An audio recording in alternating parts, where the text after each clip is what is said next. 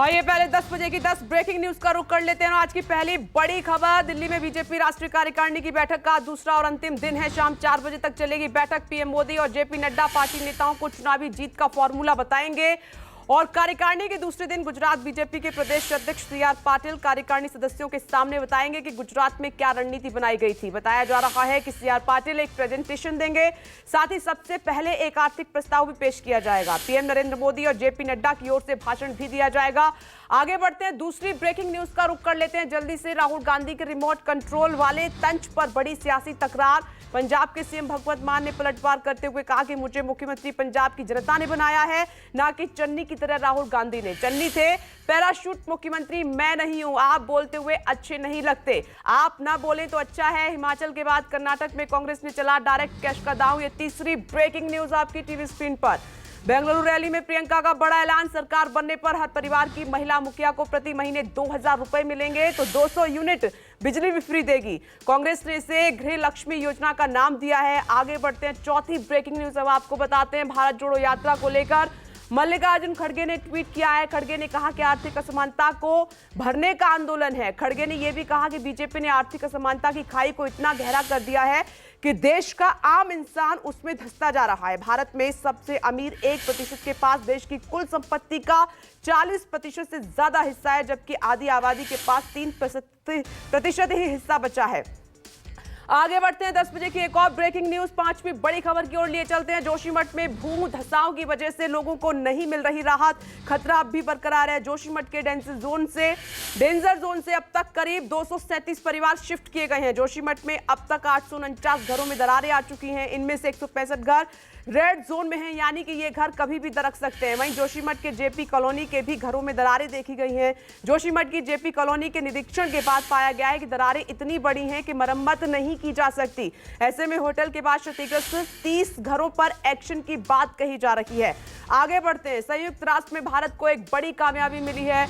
UN ने हाफिज सईद के रिश्तेदार अब्दुल रहमान मक्की को वैश्विक आतंकवादी घोषित किया है। भारत ने पिछले साल लश्कर ए तैयबा के नेता अब्दुल रहमान मक्की को वैश्विक आतंकवादी घोषित करने की मांग की थी, लेकिन चीन ने बीच में डंगा लगा दिया था। मक्की भारत में आतंकी गतिविधियों में शामिल रहा है। मक्की आतंकी हमलों के लिए धन जुटाने, भर्ती करने और युवाओं को हिंसा के लिए कट्टरपंथी बनाने का उस पर आरोप लगा है। आगे जम्मू और कश्मीर में हमलों की योजना बनाने का भी मास्टरमाइंड रहा है। आगे बढ़ते हैं, गणतंत्र दिवस समारोह में मिस्र के राष्ट्रपति अब्देल अल सीसी होंगे मुख्य अतिथि। दोनों देशों के बीच आर्थिक राजनीतिक संबंधों को मिलेगी नई मजबूती। पीएम मोदी ने दिया था न्योता। भारत और मिस्र के बीच राजनयिक संबंधों के 75 साल पूरे होने के इस महत्वपूर्ण अवसर पर जश्न मनाने के लिए मिस्र के राष्ट्रपति को आमंत्रित किया गया है। अब आपको 8वीं ब्रेकिंग न्यूज बताते हैं। आज की 10 बजे की दिल्ली, पंजाब और उत्तर प्रदेश समेत उत्तर पश्चिमी भारत में भीषण ठंड लगातार पड़ रही है। लोग ठिठुर रहे हैं। फिलहाल अगले 2 दिन तक ठंड से राहत मिलने की उम्मीद नहीं है। मौसम विभाग ने कोल्ड वेव का अलर्ट जारी किया है। आज रात दिल्ली में न्यूनतम तापमान 1 डिग्री सेल्सियस रिकॉर्ड किया जा सकता है। 23 जनवरी से 26 जनवरी के बीच दिल्ली एनसीआर में बारिश भी हो सकती है। पहाड़ों से चल रही बर्फीली हवाओं के चलते मैदानी इलाकों में जबरदस्त ठंड पड़ रही है। दिल्ली के सफदरजंग में न्यूनतम तापमान 1.4 डिग्री सेल्सियस दर्ज किया गया है। 9वीं ब्रेकिंग न्यूज इस वक्त की आपकी टीवी स्क्रीन पर। पाकिस्तान की आर्थिक स्थिति बेहतर होती जा रही है। महंगाई इतनी बढ़ गई है कि आम आदमी का जीना मुहाल हो गया। ये बदतर स्थिति है। आर्थिक संकट के बीच पाकिस्तान के प्रधानमंत्री शहबाज शरीफ का भारत को लेकर एक बड़ा बयान सामने आया है। शहबाज शरीफ ने भारत और पाकिस्तान के साथ हुए 3 युद्धों का जिक्र किया और कहा कि हमने अपना सबक सीख लिया है।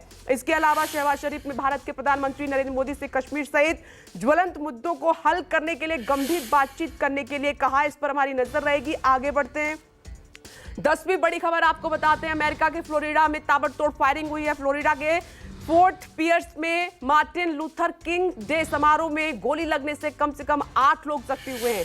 हालांकि हादसे में किसी के हताहत होने की कोई जानकारी नहीं है।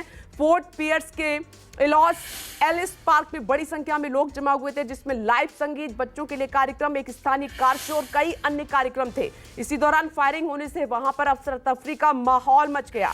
तो यह है आज की 10 बजे की 10वीं ब्रेकिंग न्यूज आपकी टीवी स्क्रीन पर।